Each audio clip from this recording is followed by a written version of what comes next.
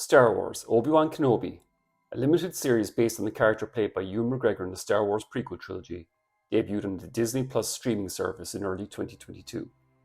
Set 10 years after the events of Revenge of the Sith, the plot involves Kenobi coming out of hiding to rescue Princess Leia after she is kidnapped by Reva, a member of the Inquisitors, a group of assassins who serve Darth Vader in his hunt to eliminate all remaining Jedi in the galaxy. Hey everyone, I'm Brendan Kelleher.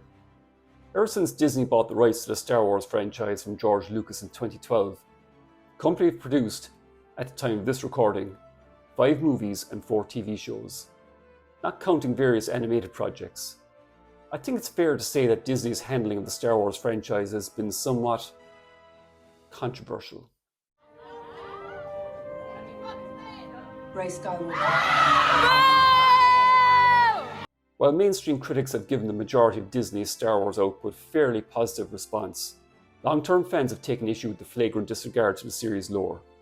From the blatant character assassination of the likes of Han Solo and Luke Skywalker in the sequel trilogy, making the former a deadbeat dad who failed to stop his son turning into an evil mass murderer, and the latter into a complete and utter failure who becomes such a coward he hides away on a small island rather than try to help his family, to introducing new characters like Rey Palpatine, the very definition of a Mary Sue, who completely bypasses the hero's journey and goes through each adventure like she's unlocked God mode in Star Wars Battlefront. While many disregarded this kind of criticism as coming from toxic fandom, it was really after the release of Rian Johnson's Star Wars The Last Jedi that the fan backlash was so strong that it was at least partially responsible for the financial failure of Solo, a Star Wars story in 2018. This caused Disney to pause their movie output, transferring many planned movie projects like Boba Fett and Obi-Wan Kenobi into TV series. While the first 2 seasons of Jon Favreau's The Mandalorian were well received, the Book of Boba Fett was heavily criticised, but that was nowhere near as controversial as the Kenobi series. Even before the show came out, long-term fans took issue with the idea of a TV series set during the time of Ben Kenobi's self-imposed exile in Tatooine, keeping a low profile and waiting for the day when he would be able to train Luke Skywalker to defeat the Empire and start a new order of Jedi Knights. That worked out well, didn't it? The main source of fan criticism was the confirmation that Darth Vader and Kenobi would meet and confront each other in this series. Star Wars Episode 4 New Hope seemed to make it clear that their confrontation in that movie was the first time that these characters had seen each other in many years, particularly since the later released movie Revenge of the Sith depicted their previous battle on the volcano world of Mustafar, which depicted Anakin Skywalker's brutal demise, only to be reborn to Darth Vader. Despite all this fan concern, there was still a lot of hype and anticipation for the release of Star Wars Obi-Wan Kenobi. It would mark the first time that fans would get to see Ewan McGregor and Hayden Christensen reprise their roles in the 17 years since Revenge of the Sith in 2005. The series, lasting 6 episodes, debuted on Disney Plus in March 2022, and the response from fans was slightly negative to say the least. Apart from less than stellar production values, silly chases, bad acting, and breaking of established lore, a lot of the criticism was centered on the show's focus on the new character of Reva, played by Moses Ingram. This didn't come as a surprise to me personally. It's been pretty clear to me since producer Kathleen Kennedy was appointed head of Lucasfilm during the franchise sale to Disney that she's been on a personal vendetta to turn Star Wars into a platform for activism, particularly her obsession with making the franchise female-focused. The character of Rey in the sequel trilogy is the most obvious example of this, being great at just about everything, not needing silly things like training, and taking every opportunity to make every white straight male look stupid. What'd you do? I bypassed the compressor. Huh. The inclusion of the character of Reva seemed to be an attempt by Kennedy to further undermine the lore of George Lucas's creation by making her seem integral to the events of New Hope. This couldn't be more obvious in the series' final episode, when she attacks the Lars homestead. More on that later. In my opinion, the Obi-Wan Kenobi series was a complete train wreck, badly made, badly acted, and badly written, and best left forgotten. However, several months after the release of the series, filmmaker Kai Patterson created his own fan edit of the show. Patterson took the footage from all 6 episodes and condensed it all into a 2.5-hour feature film. Originally, the Kenobi show had been envisioned as a movie, possibly as the beginning of a trilogy in fact. Patterson's edit was an attempt to bring the show back to its origins, and as stated, It's my own artistic interpretation of how these scenes could be strung together to make something that works better for me personally. I wanted to address fluff, fix some of the ordering to some of the scenes just to make them more effective or impactful. Awkward pacing, whole scenes that ultimately amounted to nothing, goofy dialogue and directing choices, and to make Reva more menacing. It's important to note that Patterson has also stated that he didn't want to undermine the work of the original creators in creating his edit. The series itself was directed by Deborah Chow. Having watched the Patterson Cut recently, I have to say I was really impressed by this new cut. While it can be argued as to whether the series or this fan edit actually need to exist, there's no question in my mind that this is really the best way to experience the Kenobi show. While there are too many changes to go into here, I'm going to highlight 5 ways that the Patterson Cut is superior to the 6-episode show. Number 1. The Inquisitors are more threatening. In the limited series, the Inquisitors, who act as Jedi hunters for Darth Vader, first arrive in Tatooine and intimidate a local barman as to whereabouts of a Jedi who had been spotted in the area. After being outed by Reva, the Jedi, named Nari, makes his escape ridiculously easy, and the Inquisitors look like idiots when they don't give chase.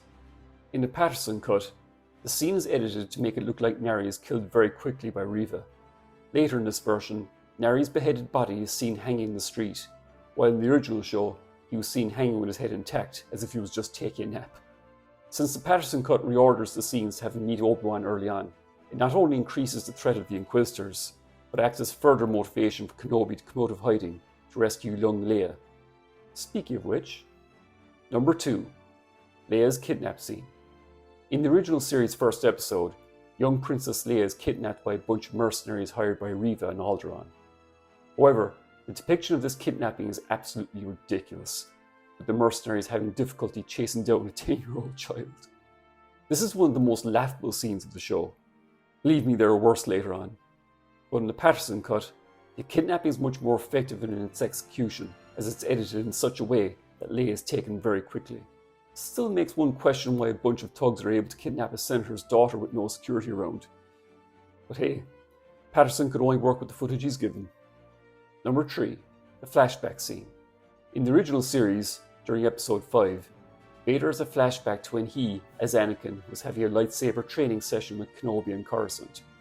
While I like this scene in the original series, in the Patterson Cut, it's placed near the start of the movie, as a dream while Vader is in his rejuvenation chamber. Rather than the scene being broken into small chunks in the series, here, it's shown in its entirety, and Patterson has even deployed some de-aging technology to make Hayden Christensen look as young as he was back then. The original series, despite its large budget, didn't even attempt this. The scene is placed here, makes it ambiguous as to whether the training session is a memory or a dream, but either way, it sets up the rivalry and stakes between Obi-Wan and Vader right at the start, making it easier to understand for casual viewers. Number 4. John Williams' music. The original series had a very generic score by Natalie Holt, but in this new version, Patterson uses music from John Williams, scored from the movies at key points. The opening of this cut is like that of a traditional Star Wars film, with an opening scroll scored by the classic theme. The use of the Princess Leia theme introduces us to young Leia. Action music composed for Attack of the Clones is used for the chase scene on the rooftops of Daiyu. And best of all, the classic tracks, Duel of the Fates and Battle of the Heroes, is utilised for the lightsaber battle between Kenobi and Vader at the climax. Speaking of which, Number 5. The final lightsaber battle.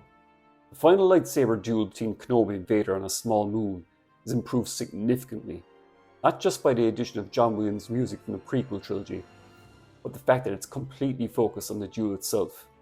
In the original cut of the series, there was an absolutely pointless, not to mention lore-breaking, subplot of Reva travelling to Tatooine after finding out about the existence of Luke Skywalker and attacks Lara's homestead, in a sequence seemingly inspired by the climax of the James Bond film Skyfall. Mind you, this is after Reva reveals her true intentions to assassinate Vader. Spoiler, she fails. Not only does this subplot make not one bit of sense, it's absolutely unbelievable that she'd still be alive after being gutted with a lightsaber by Vader. It makes Bail Organa and Obi-Wan look like complete idiots, that they will leave this information literally lying around on a communicator. It was another clear attempt by the series to give the Reva character more importance to the overall story, by ultimately letting Luke live. This is a woman who has killed God knows how many people, and kidnapped a small child to achieve her goal. She's beyond redemption, and it makes Kenobi an idiot for letting her go with that kind of information. Thankfully, the Patterson Cut completely deletes this subplot and conveys that Reva meets her death at the hands of Darth Vader, as she deserves. Therefore, the ending of this version is completely focused on the two main characters of Kenobi and Vader, which is the entire reason that we're watching this anyway. In another brilliant touch, Patterson even manages to fix the actual outcome of the duel and why Obi-Wan lets Vader live, but he does it by simply including a voiceover from a very significant character from the prequel trilogy. Overall, Obi-Wan Kenobi, the Patterson Cut, is a huge improvement on the original series released by Disney. It takes a misconceived and poor quality show and manages to present it in a condensed format that presents it in the best way possible. It eliminates most of, if not all, the problems with the original series. It proves once again that it's the fans, not the actual creators at Lucasfilm, who are doing a better job of producing Star Wars content that honours George Lucas's original creation. If you absolutely hated the original series like I did, even though there were some parts that I did like, this version is well worth checking out. If you did actually like the original series, then you may like this version even better. At the time of this recording, it's available to watch on Kai Patterson's website, though you do have to confirm that you have a Disney Plus subscription before doing so. Thanks so much for watching this video. If you enjoyed it, then please hit the like button. Consider subscribing if you haven't done so already. Click the bell for notifications. Let me know in the comments, what did you think of the Patterson Cut? Most importantly, I hope you all look after yourselves, and I'll see you all in my next video. Bye for now.